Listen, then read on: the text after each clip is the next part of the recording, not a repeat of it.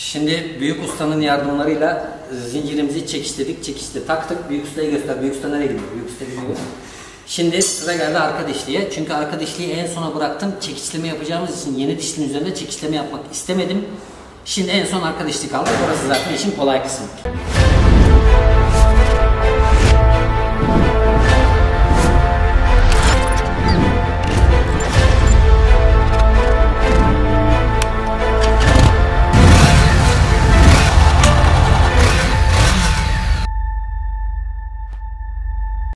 Motoseyyah'tan herkese merhabalar kıymetli arkadaşlar. Bildiğiniz üzere motosikletimde zincir ve dişli problemi var. Bunların artık değişim vakti geldi çünkü 40.000 kilometre oldu. Bir önceki videomda ya da daha önceki videomda anlatmış olabilirim nasıl 40.000 kilometreye geldik bir zincir dişli setiyle. İyi bakarsan, iyi kullanırsan bu şekilde bu noktaya geliyorsun. Şimdi bunu değiştirmemiz gerekecek. DID'nin X'in bir zincirini aldım. Orijinal ön arka dişlisini satın aldım. Onları zaten video esnasında göreceğiz. Hem motosiklette nasıl zincir dişli değiştirilir buna bakacağız. Bunun püf noktaları nedir? İkincisi bir de elimizde zincir sökme aleti yok. Zincir sökme aleti veya zincir sıkıştırma, zincir takma aleti olmadığı için eski usul çekiçle gireceğiz işin içine. Bakalım çekiçle biz bu işi nasıl yapacağız? Hem zincir dişi nasıl değiştirilir bunu öğrenelim hem püf noktalarına bakalım. Hadi bakalım iyi seyirler. Öncelikle arkadaşlar zincire ve dişliye ulaşmamız için gerekli parçaları sökmemiz lazım. Şu kapaktan başlıyorum sökmeye. Baby, this is do or die. Feel it in my veins tonight. Emotional suicide. You know it's an eye for eye. I didn't wanna walk the plank. No, but the Mariona, it came like the thunder. I was on my way to going under. Sonra bu basamağı söküyoruz. In a tidal wave, but I'm a fighter. Trying to take me down, I'm going higher. Baby, you've been playing with some fire. You've been playing with fire.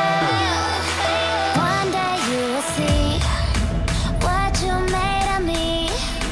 Found my inner peace. You watch it release in the dead of night.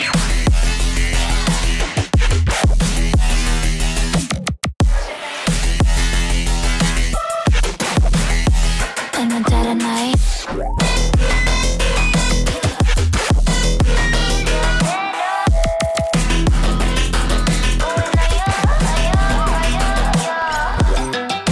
Baby, when the sword die, you know it's an eye for eye. Feel the energy align in the dead of night. In the dead of night. In the dead of night. In the dead of... Şu vites kolunu tutan yeri alıyoruz arkadaşlar buradan. Bunu böyle çıkarıp almamız lazım ama bunu iyi gevşetmemiz gerekecek.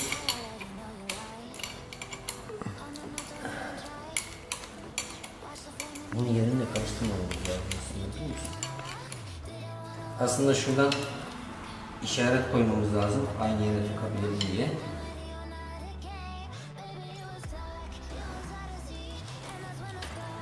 Evet, bu şekilde bunu buradan alıyoruz. Böylelikle vites boşa düşmüş oluyor. Şimdi bu kapağı alacağız. Bu kapak biraz önemli. Bu kapağı aldıktan sonra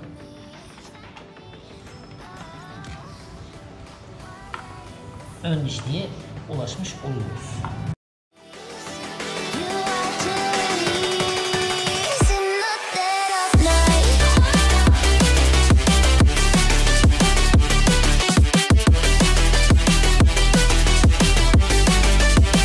In the dead of night.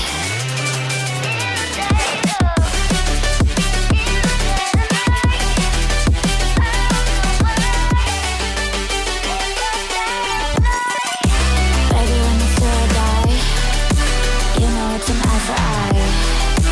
Feel the energy align in the dead of night. In the dead of night. In the dead of night.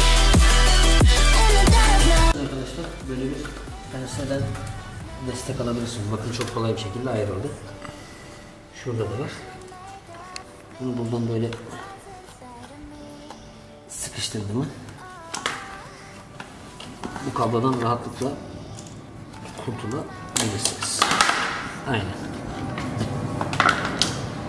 Evet. Ön dişliğe ulaştık. Şurayı çekseniz. Ön dişliğe ulaştık. Şimdi önceliğimiz ön dişliği değiştireceğim. Çünkü çekişleme yapacağım için önce ön dişten kurtulmam lazım. Bunun için de şöyle bir şey yapacağız sevgili arkadaşlar. Şimdi burada bir detay var arkadaşlar. Vitese takıp da şanzımandan kesinlikle güç almıyorsunuz. Bu ön dişliği sökerken, yoksa şanzımanı kırarsınız, bozarsınız. Böyle bir ahşap, mümkünse ahşap olsun, jantla şase arasına bir ahşap sıkıştırırsanız bu şekilde bu dişliği kilitlemiş olursunuz ve sökmesi daha kolay olacaktır. Şimdi orası için bir lokma bulalım.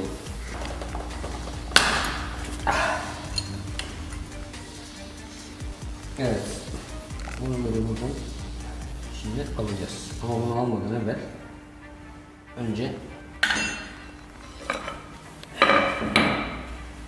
zincirden kurtulmamız gerekecek. Şimdi zinciri keseceğiz arkadaşlar. Şu ek yerinden bir gireceğiz bakalım zincire.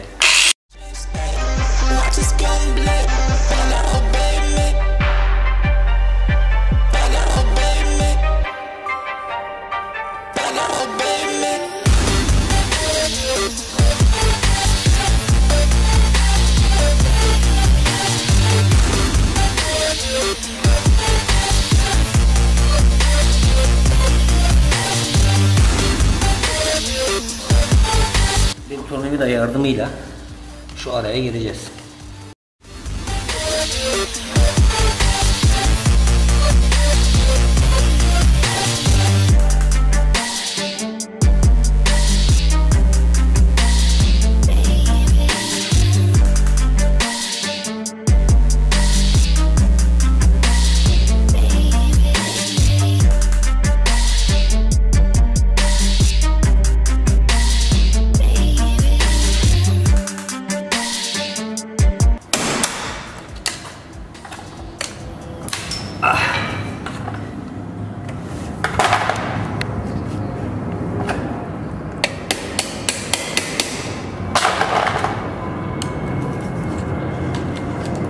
Evet.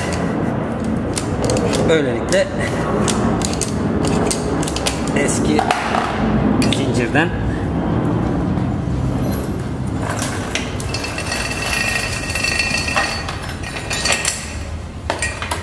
kurtulmuş bulunduk. Şimdi SunStar ve DID'nin böyle bir seti geliyor. İçerisinde DID'nin 520 VX3 120 bakla zinciri var. Gümüş seri diyorlar ve X-Ring bu. O-Ring değil. O-Ring ile X-Ring arasındaki farkı da şu videodan izleyebilirsiniz. Arasında ne fark olduğunu.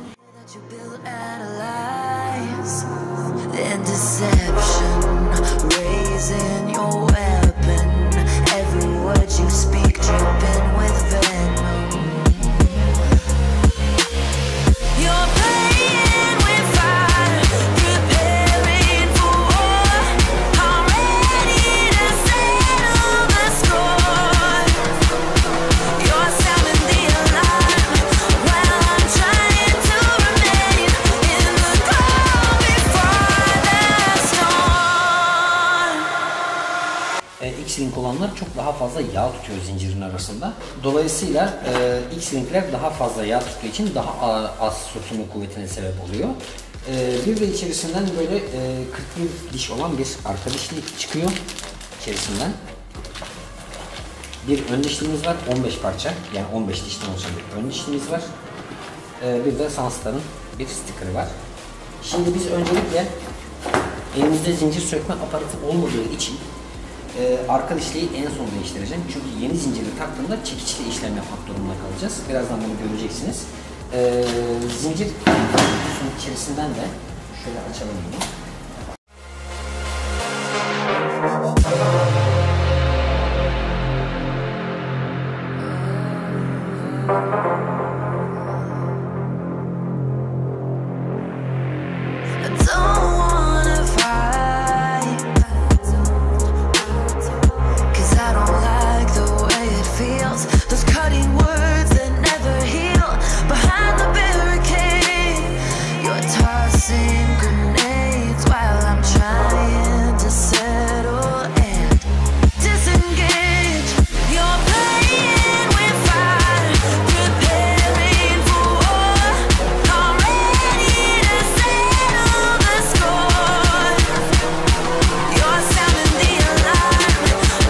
yapışmış bu ya.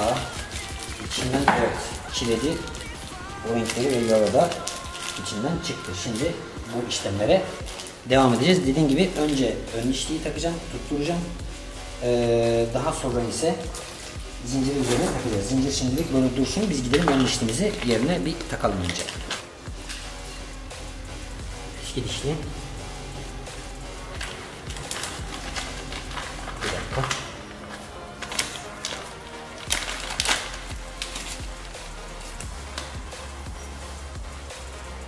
Dişler nasıl?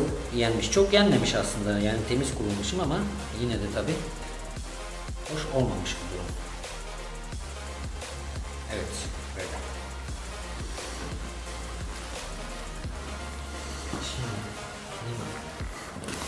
Bir de bizim önce burayı bir temizlememiz lazım. Burası ebesini şey oraya ne sıkacaksın? Bir VD40 falan var mı? Şimdi burayı biraz böyle gresliyorum. Önceden de biraz gresledim ama şöyle bir her yanını güzel gresledik.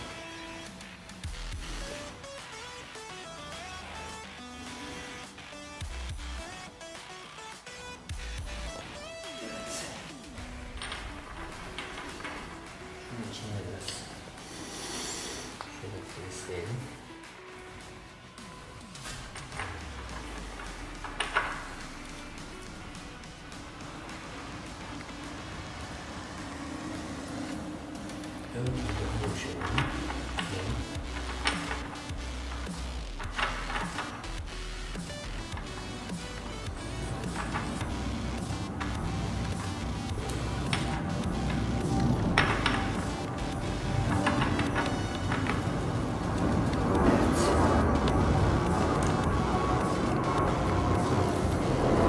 Bunu böyle şimdilik sadece tutturacağım.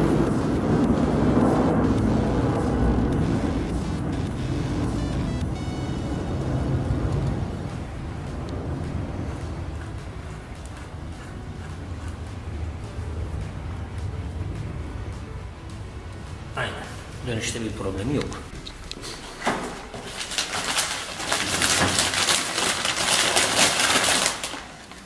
Bunu böyle yere değdirmemek lazım. Toza toprağa bulanmasın. Herhangi bir yere değdirmeden şöyle şurada dursun. Biz buraları biraz daha temizleyelim. Şu alanı falan şöyle.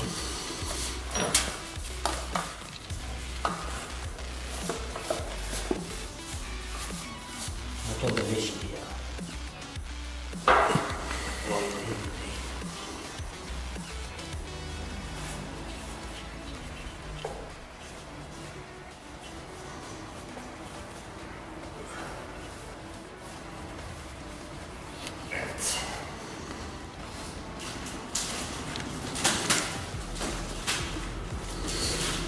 Şimdi yeni zincirimizi önce şu arkadaşlarımızın üzerine bir oturtalım. Sonra şöyle yere de değdirmeden şuradan geçireceğiz. Sonra ön dişliğin üzerine bu şekilde oturtacağız. Oturtabilirsek tabi.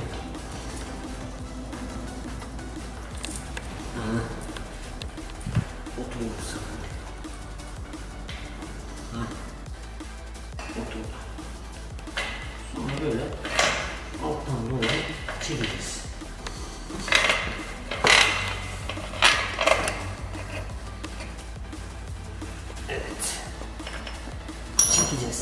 Çekeceğiz. Ve burada bir araya getiremeyeceğiz. Evet. Çünkü tekerimiz çok geride. Tekeri şimdi boşa çıkaracağız. Tekeri boşa çıkarmak için de anahtara ihtiyaç var.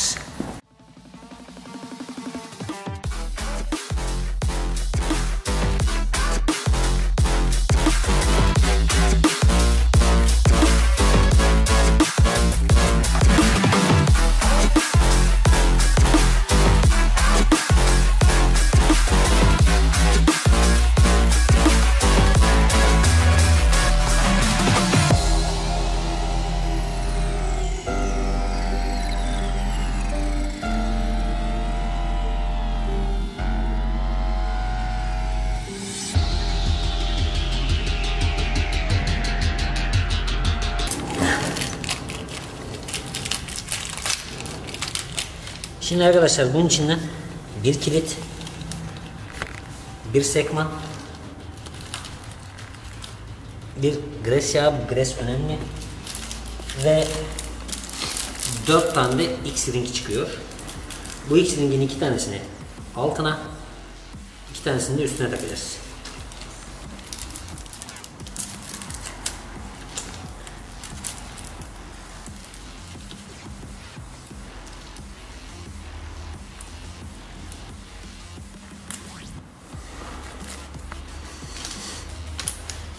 Takmadan evvel dibini, mibini, her yerini bunun böyle güzel gresle yağlıyoruz. Ben çok bulamış olabilirim. Siz daha böyle düzgün yapabilirsiniz.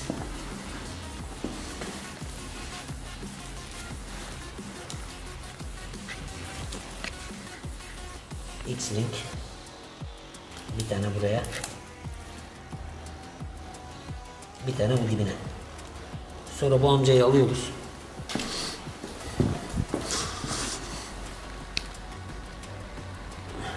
Şuradaki birleşim noktasına takıyoruz. Evet.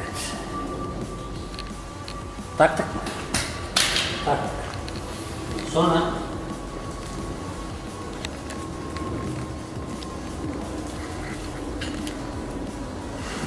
öbür zinkleri takıyoruz buraya.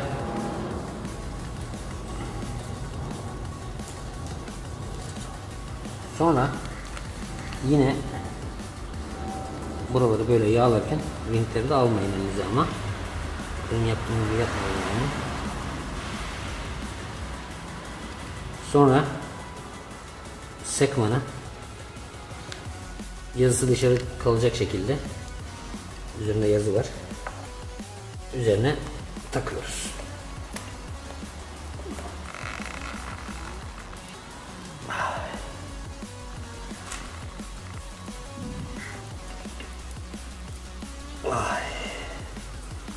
O şimdi başlasın gitmeye. O şimdi ucunu gördük. Ucu aynı seviyeye geldi mi? Hemen hemen geldi. Ha işte. Daha gelmedi mi? Biraz yani. Biraz daha. Tamam. Tut sen. Nasıl? Bu taraf oldu, bu taraf altta olmadı. Altı daha çok. Daha. Böyle yapalım. Evet. Daha. Çıkmadı mı ucu? Evet. Tamam. Altı daha çok, alta biraz daha. Yok, boşta şu. Arkadan dışarı çıkmıyor değil mi abi? Yok, arkadan ben beğendim. Heh, öyle, burası. Tamam. Üstte bir tane daha. Şunu bak. Alta bir tane daha. Ha, okey. Şimdi buna bakıyorsun. O kadar olacak. Yok, alta bir tane daha. Ha, al elini. Sağlı sollu. Bir de öbür tarafına. Tamam işte bu. Oraya yaparken bu taraf çıkacak. Şimdi iyi bence. Evet, şu an. Bir elinle kontrol et. Bak. Bak böyle yapacağım. Yani etekini. Oo. Tamam bence. Bence şahane. Şimdi nasıl onu peki sıkıştıracaksın? Tamam. Şimdi Tamam, onu bir- sıkıştırma bu kadar işte. Bir çevir bakayım Yasin. Nasıl o kadar? Çevir, devam et. Açarak mı gidiyor abi içine girerken? Aa, Devam et. mantar oldu yani başı değil mi? Aynen öyle. Nerede parça? Heh. Peki bir şey söyleyeceğim. Bu başını ezmemize gerek yok değil mi? He? Başını ezmemize gerek yok. Yok. Ama bir tane vuralım. Zaten zor gitmiş o. Bu ne? Hangisi o? Şu. Şu benim parmağım. Şu bir de şu mu? Evet. Bak böyle sağ solu yapacaksın. Bak bu esniyor, esnemeyecek, dimdik. Tamam. Bir çevir hareket yap. Kasma yapma. Bir Bak tavsiye. sesi kesti gördün mü? Ha, Sesi kesti anında. okey. Evet burası. Kasma yapıyor mu? Şuradan olarak anlayalım kasma yapıp yapmadığını. Kasma yaptı da o. 10 numara. Şimdi büyük ustanın yardımlarıyla zincirimizi çekiştirdik. Çekişte taktık. Büyük ustaya göster. Büyük usta nereye gidiyor? Büyük usta gidiyor. Şimdi sıra geldi arka dişliğe. Çünkü arka dişliği en sona bıraktım. Çekişleme yapacağımız için yeni dişliğin üzerinde çekişleme yapmak istemedim. Şimdi en son arka dişlik kaldı. Burası zaten işin kolay kısmı. Hemen zaten gevşetmiştim burayı. Buradan bunu alıyorum. Tamam, teşekkür ederiz. Sonra şuradan biraz mili dışarı salıyoruz.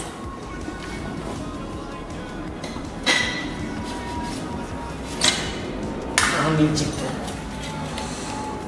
Yeni zincirimizi de böyle biraz kenara alalım. Şöyle yaparsak bu iş olur.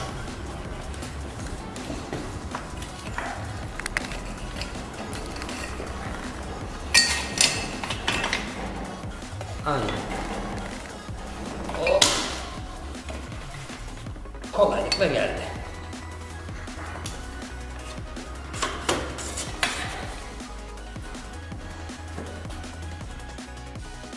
Şunu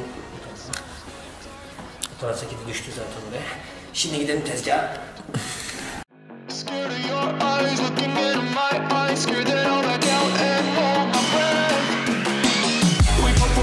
See your face, I can feel it coming back. These shivers are every day. Whoa, I say it's over, I get out of bed and leave. Yeah, just like that. I got the shivers whenever I would think about you. Now that I left, I live without you. I'm on my own again. I got the shivers whenever you went out of line. Yeah, now it's like everything is fine. Yeah.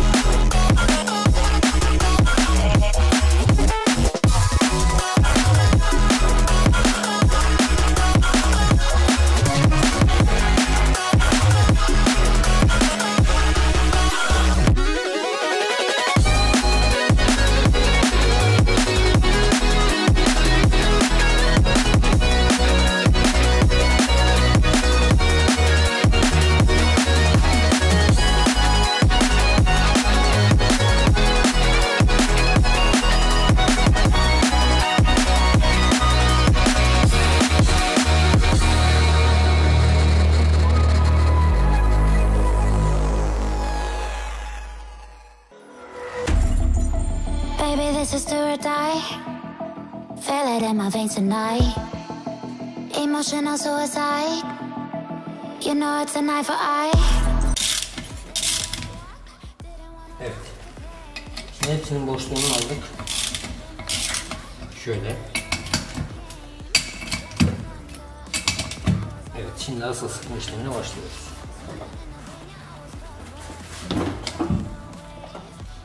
Sıkarken karşılıklı.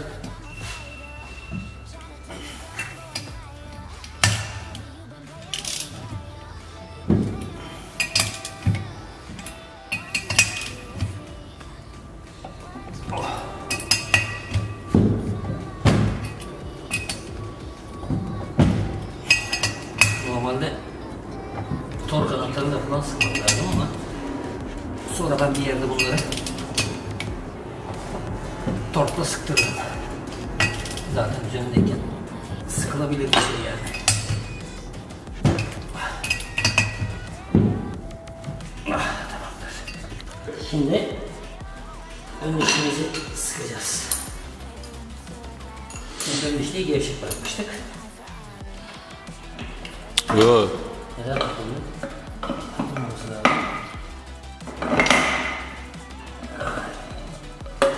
Şuradan mı? Yani.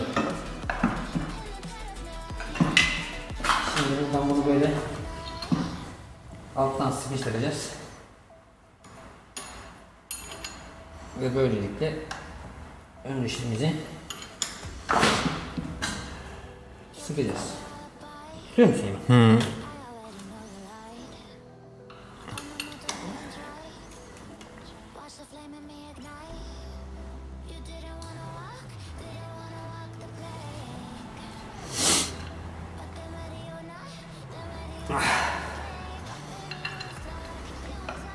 Ön dişiyle sıktık.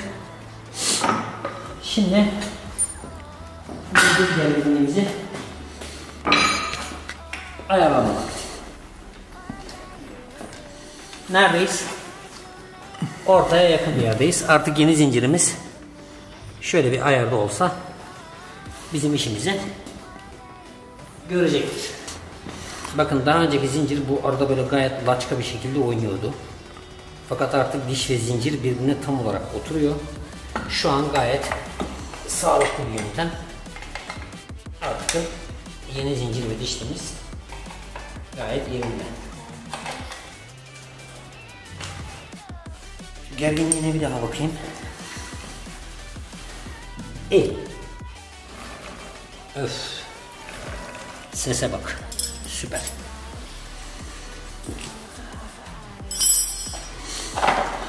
Peki şimdi sorulması gereken soru şu. Bu nerede gidecektir?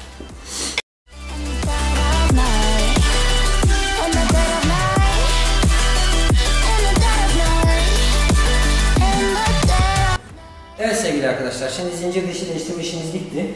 Şimdi yapmamız gereken baştan terse döneceğiz. Söktüğümüz parçaları, yani zincir ve dişliğe ulaşmak için söktüğümüz kapak vesaire neleri bu şekilde toplayacağız. Dediğim gibi zincir sökme aletimiz olmadığı için biz çekiç kullanmak zorunda kaldık. Eski usul yaptık. Hatta bu işin uzmanı babamı çağırdım. Babam o konuda daha iyi. Ben çok da güvenemedim işin doğrusu kendime ama hacı işi çözdü sağ olsun. Zincir dişi değiştirme işi böyle. Şimdi biraz yağlayacağım. Sonra kapakları kapatacağım ve bu iş bitmiş olacak. Bununla ilgili sorularınız varsa yoruma yazabilirsiniz ya da Instagram'dan aynı şekilde sorularınızı bana sorabilirsiniz sevgili arkadaşlar. Görüşmek dileğiyle. Ekipmansız sakın ola sakın motosikletlerinizin üzerine binmeyin. Hadi eyvallah.